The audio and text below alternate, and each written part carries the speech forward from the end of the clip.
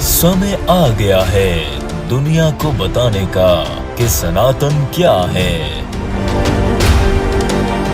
अब पूरे विश्व पर सनातन राज करेगा।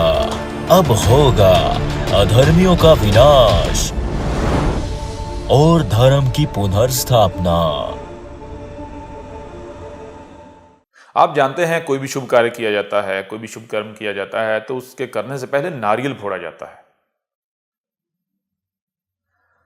अगर हम आपसे ये प्रश्न करें कि कोई भी शुभ कार्य करने से पहले, कोई भी शुभ कर्म करने से पहले जो नारियल फोड़ा जाता है, ऐसा क्यों किया जाता है, तो क्या आप हमारे इस प्रश्न का हमें उत्तर दे पाएंगे? या फिर आप ऐसा इसलिए कर रहे हैं क्योंकि आपने ऐसा अपने पुरखों को करते हुए देखा, अपने पूर्वजों को ऐसा करते हुए देखा? आप ऐसा सिर्फ इसलिए कर रहे हैं क्योंकि ये तो रीति है, ये रिवाज है?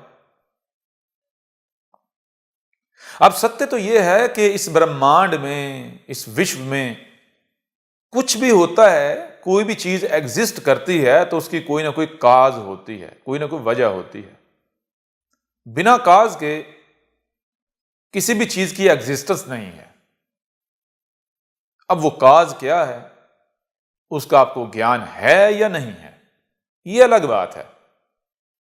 लेकिन यह सत्य है कि जिसकी एग्जिस्टेंस है उसके पीछे कोई ना कोई काज है। जैसे आज जिसे आप साइंस कहते हैं, साइंस जिन पिलर्स पर खड़ी हुई है, साइंस की जो बिल्डिंग, इमारत जिन पिलर्स पर खड़ी हुई है, उनमें से एक पिलर यही है कि जो भी शय एग्जिस्ट करती है, जिसकी एग्जिस्टेंस है, जो भी शय यानी जो रियलिटी है, जिसको डिनाई नहीं किया जा सकता, जिसकी एग्जिस्टेंस का इनकार नहीं किया जा सकता, जिसकी एग्जिस्टेंस है, तो उसकी कोई ना कोई काज होती है। बिना काज के किसी की एग्जिस्टेंस नहीं है। तो वो जो काज होती है वो अपने आप में एग्जिस्टेंस होती है, उसकी भी कोई ना कोई काज होती है। फिर वो जो काज है, उसकी एग्जिस्टेंस है, वो अपने आप में रियलिटी है, सत्य है, उसकी एग्जिस्टेंस है, उसकी भी कोई ना कोई काज होगी। तो यूं ये एक चेन बनती है। तो अब आप बताएं कि जब आप कोई भी शुभ कार्य करते हैं, कोई भी शुभ कर्म करते हैं, तो उसके करने से पहले आप नारियल क्यों फोड़ते हैं? और शुभ कार्य, शुभ कर्म से पहले ही नारियल का फोड़ा जाना, कभी विचार किया आपने? यदि हम आपसे ये प्रश्न करें तो आप क्या उत्तर देंगे? आपके पास सिर्फ यही उत्तर होगा कि हमने तो अपने पुरखों को ये करते हुए पाया है, देखा है, हमने तो अपने पूर्वजों को करते हुए देखा है, ये तो रीति है, ये तो रिवाज है, इसलिए हम कर रहे हैं। इसके अलावा आपके पास कोई ज्ञान है, कोई उत्तर होगा? नहीं होगा। लेकिन आज हम आपको इस प्रश्न का उत्तर देते हैं। हम आपको बताते हैं कि कोई भी शुभ कार्य, कोई भी शुभ कर्म करने से पहले नारियल क्यों फोड़ा जाता है। तो एक प्रकार से हम आपको बताते हैं, वो ये है कि जो कार्य, जो कर्म ऐसे किया जाता है जैसे नारियल, जैसे नारियल फोड़ा जाता है, वो कर्म, वो कार्य होता है शुभ। और जो कार्य, जो कर्म नारियल के जैसा नहीं होता, वो शुभ नहीं होता, वो अशुभ होता है। अब नारियल क्या है और नारियल का फोड़ा जाना ये क्या है? आ जाएं इस तरफ। इसको आप उस वक्त तक नहीं समझ सकते जब तक कि कुछ नियम हैं, आप वो नहीं जान लेते। वो नियम हैं प्रकृति के, ईश्वर के, इस ब्रह्मांड के। उनमें से पहला नियम यह है कि जो कुछ भी एग्जिस्ट करता है, जो कुछ भी, उसका जोड़ा होता है, वो जोड़े में होता है। अब कोई भी चीज अपने सामने रख लो तो आपको उसका जोड़ा नजर आएगा। आप देखते हैं कि दिन है तो रात भी है, हो गया ना जोड़ा। आप कोई खाने की चीज लेकर आए, आपके सामने एक फल है, एक संतरा है, माल्टा है, ऑरेंज है, तो क्या आपके सामने आएगा? आपके सामने आएगा कि एक उसकी आउटर लेयर है, उसका शेल है, उसकी बैरूनी तह है, बाहर वाला हिस्सा है, और दूसरा उसका अंदरूनी हिस्सा। यानी एक वो है जो नहीं खाया जा सकता, एक वो है जो खाया जा सकता है। हो गया ना जोड़ा। तो कोई भी चीज ले लें, कुछ ही क्यों ना हो, सबका जोड़ा है, सब कुछ जोड़े में होता है। यह हो गया पहला नियम। तो कभी भी आप कोई भी कार्य करते हैं, कोई भी काम करते हैं, कोई भी बात करते हैं, तो उसका भी जोड़ा होता है। तो यह नियम कभी नहीं भूलना, सदा इस नियम को अपने सामने रखना है। अब जरा गौर करें, विचार करें। हम एक एग्जाम्पल आपके सामने रखते हैं और उस एग्जाम्पल के माध्यम से हम आपसे एक प्रश्न करते हैं। एग्जाम्पल भी है और प्रश्न भी है। मान लें कि आपके दो बच्चे हैं, उनमें से एक आपके सामने है, घर में है, करीब है, पास है, आपकी आंखों के सामने, और दूसरा आपकी आंखों के सामने नहीं है, घर में नहीं है, वो बाहर गया हुआ है। आप टीवी पर कोई खबर सुनते हैं कि बाहर हालात खराब हो गए हैं। तो जरा विचार करें, आपको किसकी फिक्र होगी? अपने दोनों बच्चों में से किसकी चिंता करेंगे? जो घर में है, जो आपके पास है, जो आपके करीब है, या आप उसकी चिंता करेंगे जो दूर है, जो घर से बाहर है, जो छुपा हुआ है? तो बहुत सरल सा उत्तर है कि सदा चिंता उसी ही की जाती है जो पास नहीं होता, जो दूर होता है, जो छुपा हुआ होता है। चिंता उसकी की जाती है, चिंता उसकी की जाएगी जो है ही सामने, जो है ही घर में, जो है ही नजरों के पास, करीब। उसकी चिंता क्यों की जाएगी? चिंता तो उसकी की जाएगी जो दूर है, जो छुपा हुआ है, जो नजरों के सामने नहीं है। ऐसे ही आप बाजार जाते हैं, बाजार से आप एक तरबूज लेते हैं, वाटरमेलन, तो क्या आप देखते हैं? वो भी जोड़े में है। एक है उसका एक्सटीरियर, उसका बाहर वाला हिस्सा, एक है उसका अंदर वाला हिस्सा। अब आपको चिंता किसकी करनी है? बाहर वाले हिस्से की। क्या आपने जाकर देखना है जो दुकान वाला है उसे आपने जाकर कहना है, भैया मुझे एक ऐसा तरबूज दो, ऐसा वाटरमेलन दो कि जो बहुत खूबसूरत निखरा हो, जो बहुत खूबसूरत, नजर आने में बहुत ब्यूटीफुल हो। आप उसे ये जाकर कहेंगे जो बाहर है, उसकी आउटर लेयर है, उसकी चिंता करेंगे? या फिर आप ये कहेंगे कि भैया बाहर से जैसा भी हो मुझे उससे कोई लेना देना नहीं है, अंदर से जो है वो लाल होना चाहिए और मीठा होना चाहिए, अंदर से पका होना चाहिए, कच्चा नहीं होना चाहिए। तो किसकी चिंता किया आपने? देख लें, पहला नियम जोड़ा। तरबूज जो है, जो वाटरमेलन है, वो जोड़े में है। एक इसकी आउटर लेयर है, उसका जो एक्सटीरियर है, और दूसरा उसका इंटीरियर है, उसका अंदर वाला हिस्सा। एक है उसका बाहर और एक है उसका अंदर। तो चिंता किसकी की जाएगी? किसकी की गई? जो अंदर वाला है। चिंता किसकी की गई? जो छुपा हुआ है।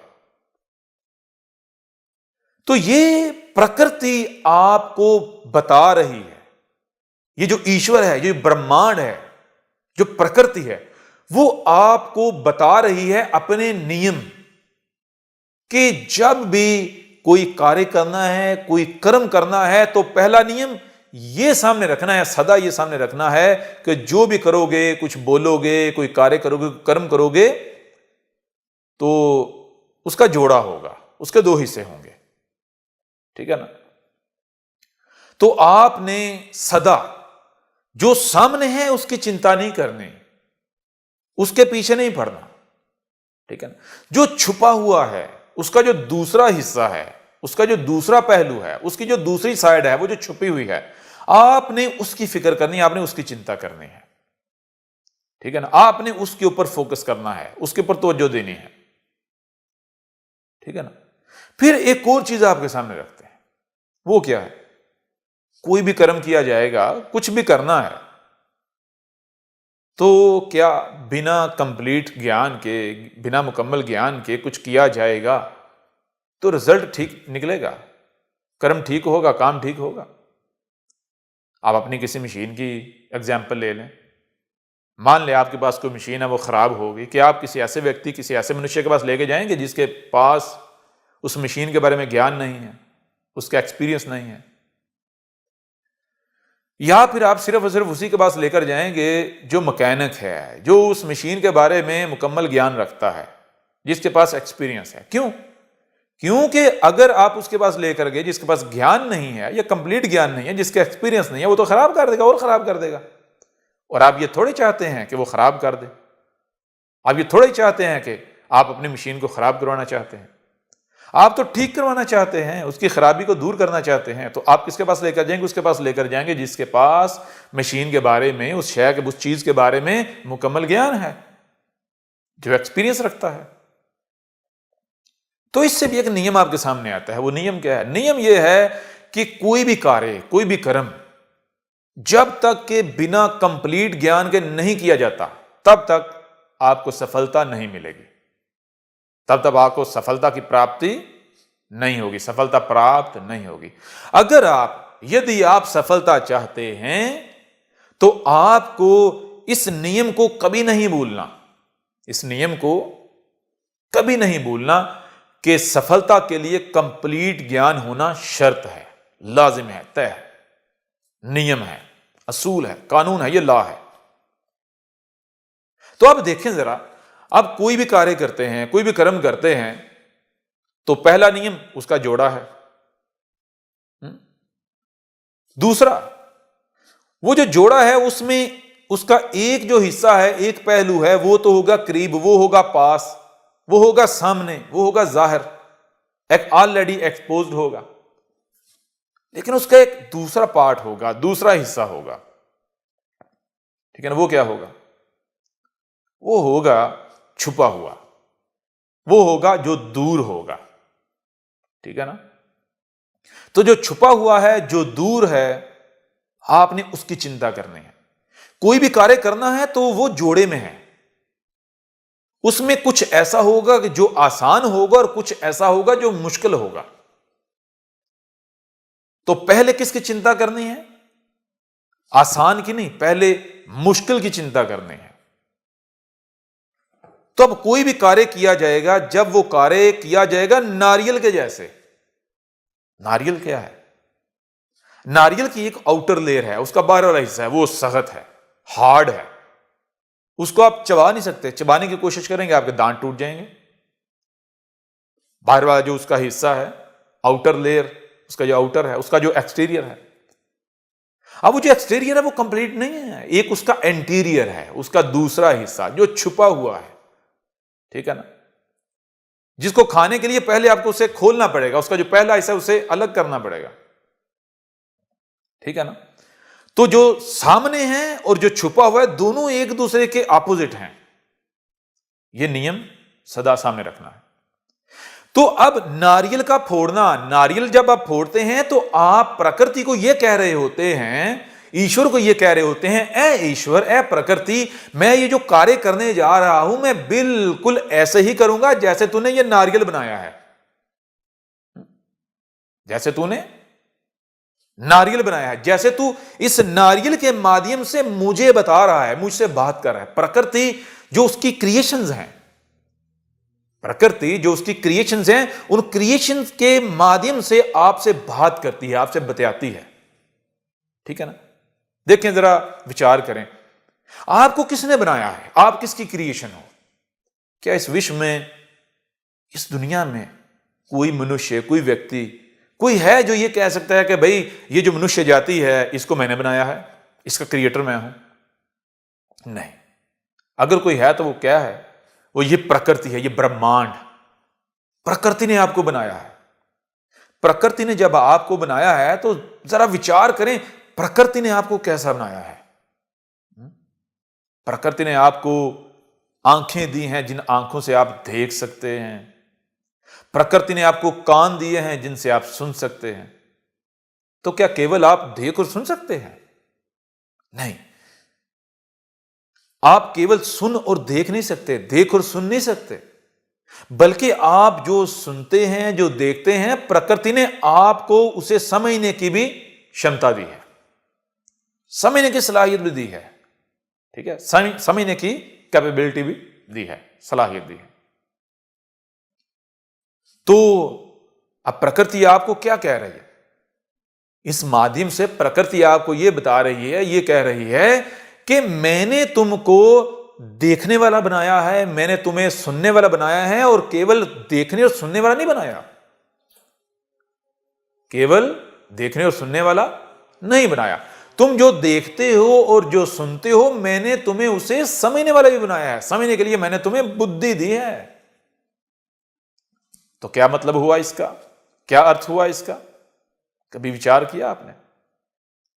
अब प्रकृति आपको देखने की क्षमता दे रही है, उसने देखने की सलाहियत कैपेबिलिटी दी है, एबिलिटी दी है, और वो आपको सुनने के लिए कान दे रही है। क्यों? तो क्या इस प्रकृति में कुछ एग्जिस्ट नहीं करता जिसको आप देख सकते हैं, जिसको आप सुन सकते हैं? प्रकृति ने और कुछ नहीं बनाया। फिर प्रकृति ने आपको देखने वाला और सुनने वाला बनाया है, तो क्या सिर्फ देखने वाला और सुनने वाला बनाया है?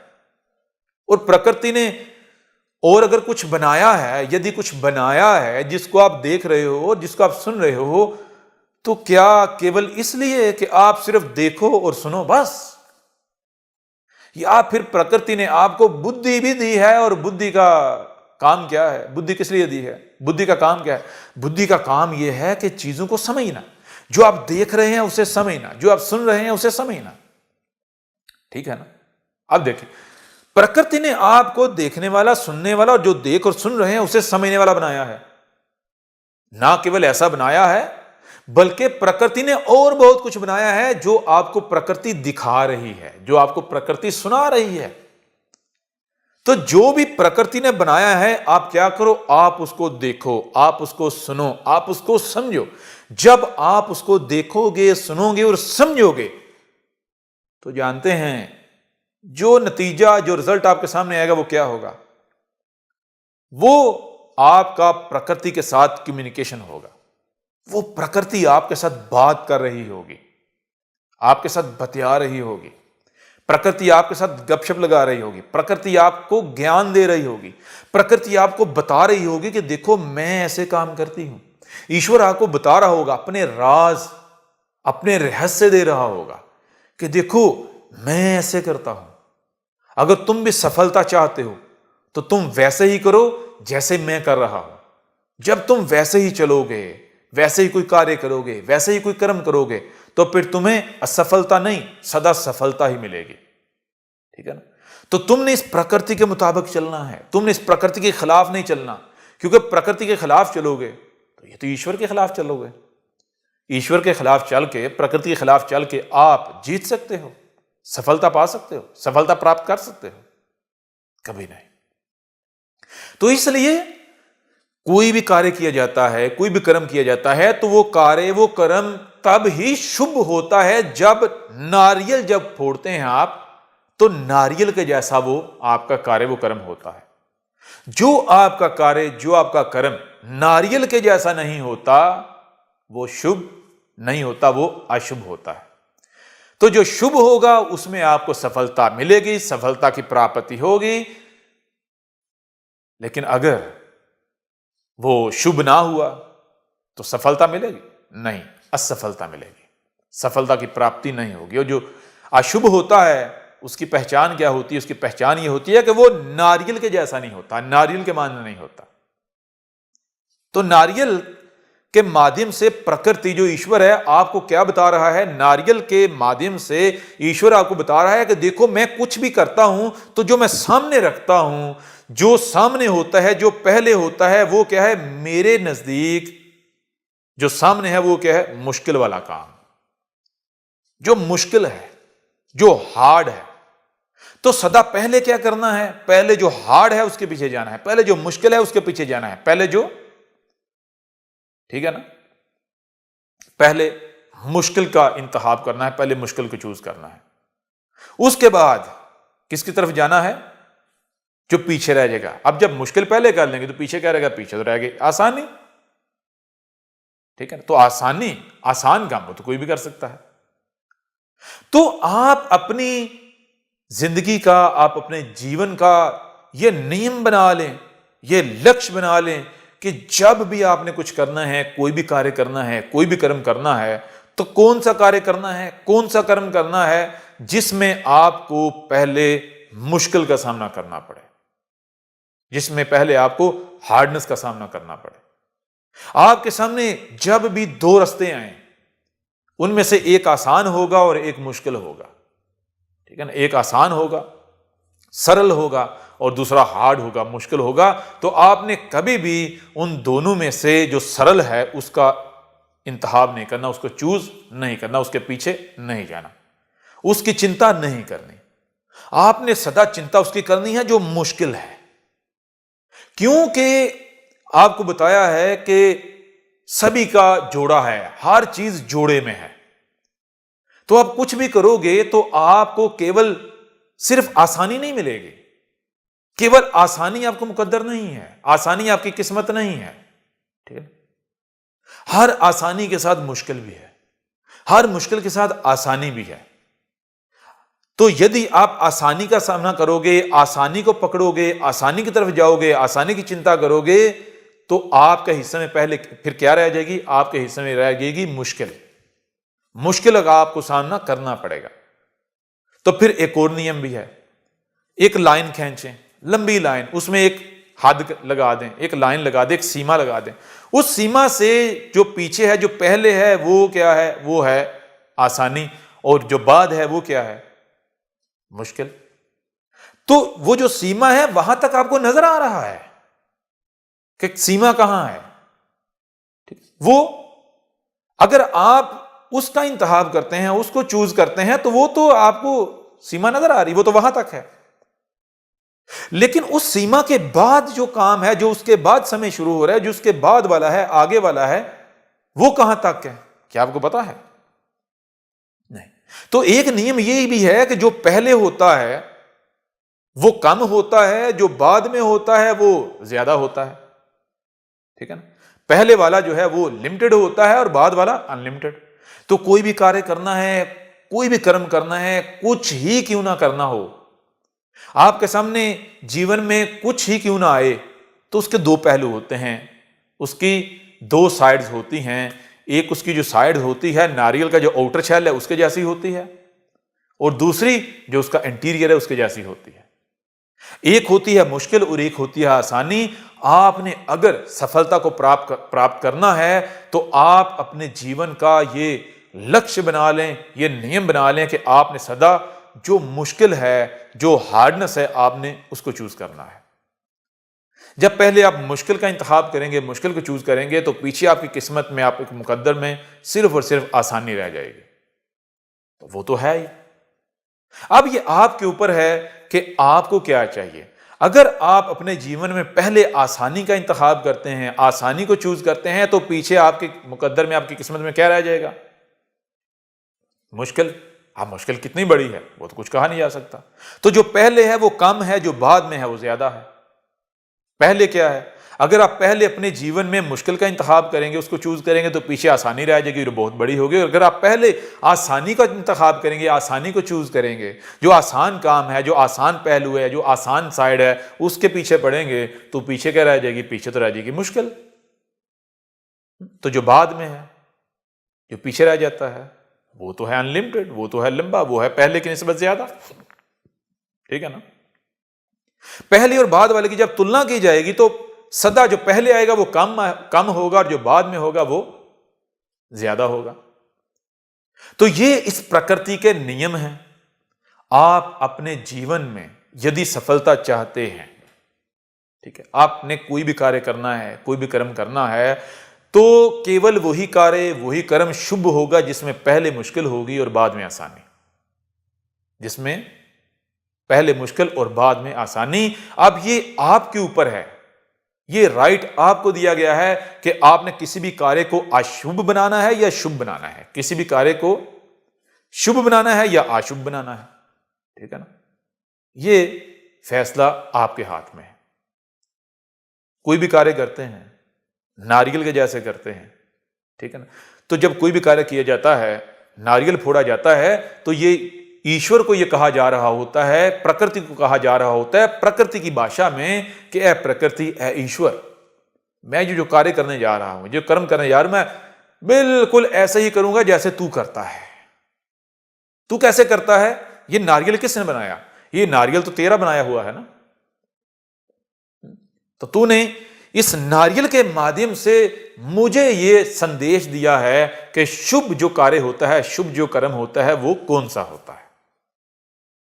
तो मैं जो कार्य करने जा रहा हूं, जो कर्म करने जा रहा हूं, कैसे करूंगा?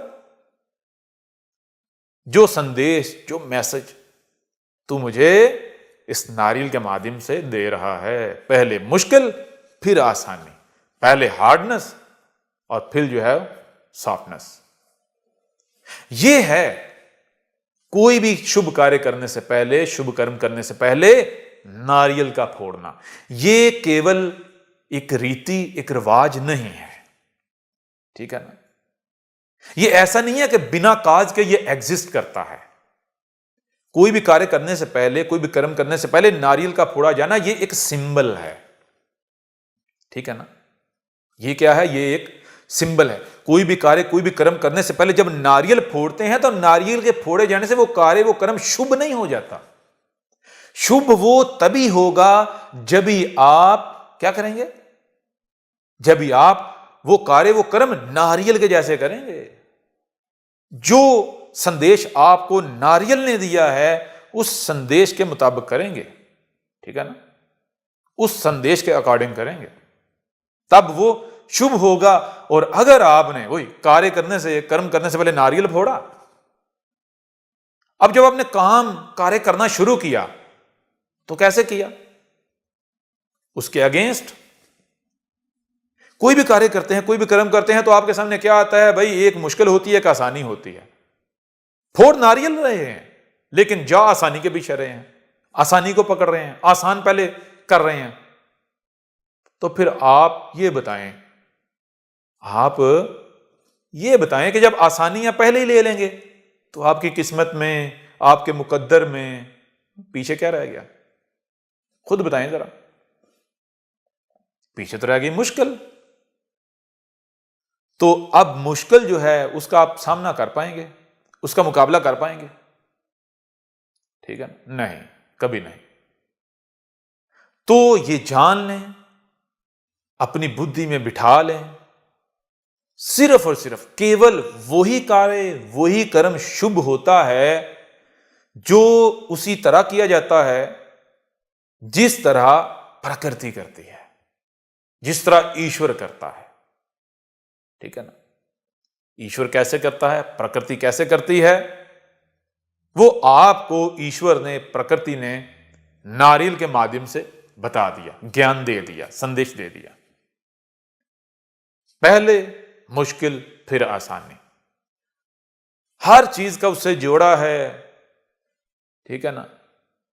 तो कभी भी ऐसा नहीं करना कि पहले आसानी के पीछे जाना है, पहले मुश्किल के पीछे जाना है। चलो एक और माध्यम से आपको बताते हैं, एक और प्रकार से। कोई भी पॉजिटिव वे में या नेगेटिव वे में जब सफलता प्राप्त करता है, यह चीज मानी नहीं रखती कि सही रास्ता है या गलत रास्ता है, रास्ता सही हो या गलत, दोनों रास्तों पर सफलता आपको कैसे और कब प्राप्त होती है, ठीक है ना। कोई अच्छे कार्य करके नाम कमाता है और कोई बुरे कार्य करके नाम कमाता है, तो सफलता कैसे मिलती है? आपकी नजरों में इस धरती पर, इस दुनिया में जो सफल तरीन जो लोग हैं, जो मनुष्य हैं, जिनको सफलता प्राप्त हुई है, जब आप उनसे पूछेंगे कि आपकी सफलता के पीछे रहस्य क्या है, तो वो आपको बताएंगे कि यह रातों रात प्राप्त नहीं होगी। पहले जीवन में बहुत सारी मुश्किलें आई, बहुत मुश्किल समय को देखना पड़ा, अनेकों प्रकार की जो मुश्किलात हैं, जो समस्याएं हैं, उनका सामना करना पड़ा।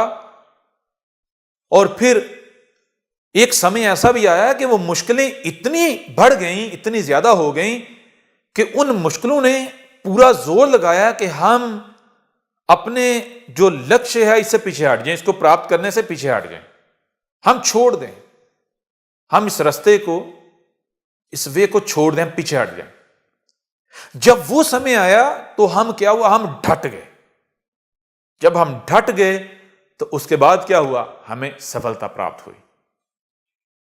यानी इस दुनिया में, इस विश्व में, इस संसार में जितने भी सफल लोग हैं, जितने भी सफल मनुष्य हैं, जब आप उनसे सफलता का राज पूछेंगे, रहस्य पूछेंगे, तो वो आपको यही बताएंगे, यही ज्ञान देंगे कि हमारी सफलता के पीछे बहुत बड़ी बड़ी मुश्किलात छुपी हुई हैं। ठीक है ना? हमने उन मुश्किलात को क्रॉस किया, उनको फेस किया, उनका सामना किया, हम डट गए, तो उसके बाद क्या हुआ? हमें सफलता प्राप्त हुई। फिर एक और नियम है, वो लोग जो रातों रात आपको सफल होते हुए नजर आते हैं, जो रातों रात आपको सफल होते हुए नजर आते हैं, उनकी सफलता आर्जी होती है। जैसे कोई रातों रात अमीर हो गया, लॉटरी निकली, अमीर हो गया, उसका क्या होता है? वो सफलता को फिर बर्दाश्त नहीं कर पाता, उसको संभाल नहीं पाता, उसके हालात फिर पहले के जैसे हो जाते हैं। क्यों? क्योंकि देखें, जब आप पहले सीखेंगे नहीं, तो तब तक आप ठीक कार्य, ठीक कर्म कर कैसे सकते हैं? तो सफलता कैसे मिलती है? पहले आप मुश्किलों से सीखते हैं। ठीक है ना? पहले आपको सिखाया जाता है, यह नियम है। जब आप सीख लेते हैं, उसके बाद आपको उस शय की प्राप्ति होती है, ताकि आप उसको गुमा ना पाए, वो शय आपसे गुम ना जाए। ठीक है ना? यह है नियम। अब यह आपके ऊपर है, आप क्या चाहते हैं। आप कुछ भी परमानेंट चाहते हैं या आप टेम्पररी चाहते हैं? अगर टेम्पररी चाहते हैं तो ठीक है, फिर शॉर्टकट लेने के पीछे पड़े। यदि आप सफलता चाहते हैं, परमानेंट चाहते हैं, तो फिर आपको इस नियम पर चलना पड़ेगा, जो नियम आपको बता दिया गया। कोई भी कार्य करना है, कोई भी कर्म करना है, तो कैसे करना है? जैसे ईश्वर बता रहा है, जैसे प्रकृति बता रही है। तो ईश्वर क्या बता रहा है, प्रकृति क्या बता रही है? नारियल के माध्यम से आपको संदेश दिया जा रहा है, आपको ज्ञान दिया जा रहा है, आपको मैसेज दिया जा रहा है, आपकी रहनुमाई की जा रही है, आपको सत्य का मार्ग बताया जा रहा है। तो आज आपने जान लिया, कोई भी कार्य करने से पहले, कोई भी कर्म करने से पहले नारियल क्यों फोड़ा जाता है। तो आज के बाद यदि आप कोई भी कार्य करने से पहले, कोई भी कर्म करने से पहले नारियल फोड़ते हैं और ये समझते हैं कि भाई अब तो हमारा कार्य, अब तो हमारा कर्म शुभ होगा, और आप उस तरह नहीं करते जिस तरह नारियल के माध्यम से आपको ईश्वर या प्रकृति ज्ञान दे रही है, आपको बता रही है, आपकी रहनुमाई कर रही है, आपको गाइड कर रही है, तो फिर आपको सफलता नहीं मिलेगी, आपको असफलता मिलेगी। ठीक है ना? अब ये आपके ऊपर है, आप क्या करना चाहते हैं। ऐसे ही और भी जो भी आपके सवालात हों, जो आपके प्रश्न हों, जो क्वेश्चन हों, वो हमें भेजें, हमसे करें। हम आपके हर प्रश्न का आपको उत्तर देंगे, वो कैसा ही प्रश्न क्यों ना हो। वो इस जो विश्व है, इस विश्व का किसी भी व्यक्ति का, किसी भी मनुष्य का, किसी भी प्रकार का कोई भी प्रश्न होगा, हम उसके हर प्रश्न का उत्तर देंगे और हर प्रकार से देंगे। हम प्रश्न पर इस तरह बात करेंगे, ऐसे उत्तर देंगे कि वो प्रश्न नहीं रहेगा। समय आ गया है दुनिया को बताने का कि सनातन क्या है। अब पूरे विश्व पर सनातन राज करेगा। अब होगा अधर्मियों का विनाश और धर्म की पुनर्स्थापना।